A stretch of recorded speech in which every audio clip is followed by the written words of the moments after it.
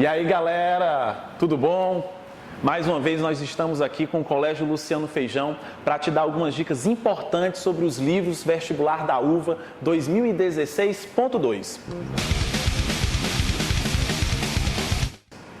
Hoje nós vamos estar falando também de outros dois livros muito importantes. O primeiro chama-se Dona Guidinha do Poço. Dona Guidinha do Poço você não pode esquecer. Ele é um livro regionalista, pertencente a um grande escritor cearense, Oliveira Paiva. E ele é um livro de caráter regionalista de tese, porque é baseado em fatos reais. Na verdade, o livro é dividido em 5 partes.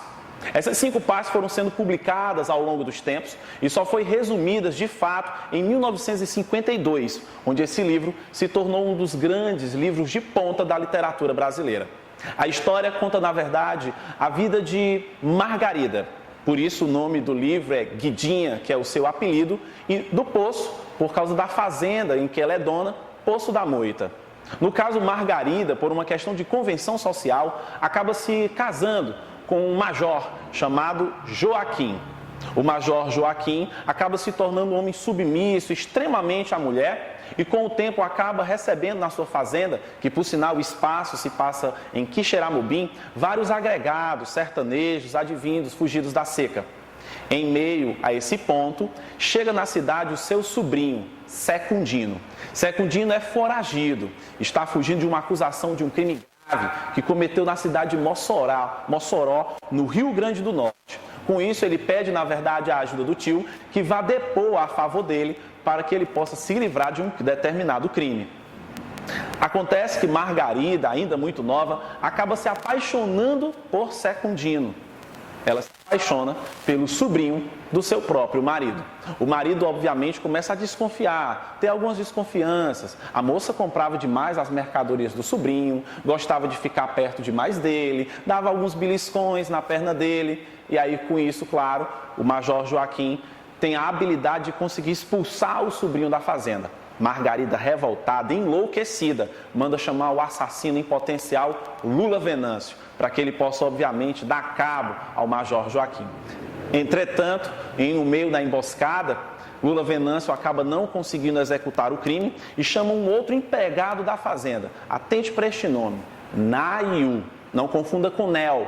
Nel é um dos empregados. Naiu é um outro empregado que também comete o assassinato.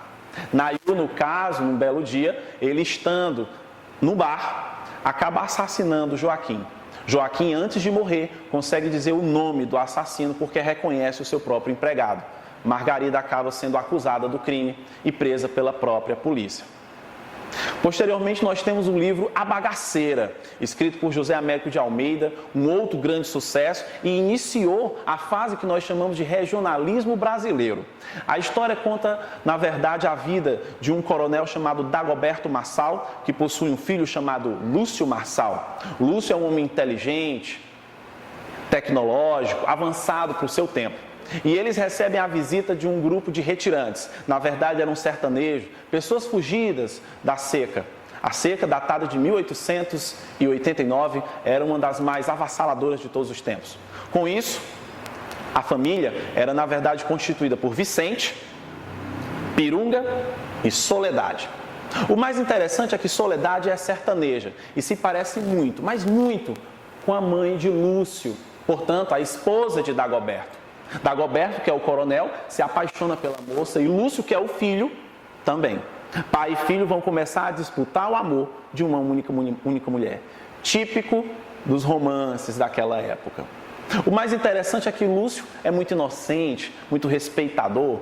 O pai, obviamente, é mais para frente, mais atirado. E aí, com isso, acontece uma situação inusitada. Dagoberto acaba ficando com Soledade, tem um filho com ela. Posteriormente, Vicente é preso porque mata um dos feitores da fazenda e Lúcio liberta Vicente e Dagoberto acaba sendo assassinado pelo próprio cavalo do Vicente, que é o Corisco. Ao final de um certo tempo, Soledade retorna, já envelhecida com o tempo, com um filho, dizendo ser, na verdade, o irmão de Lúcio. Muito obrigado pela atenção.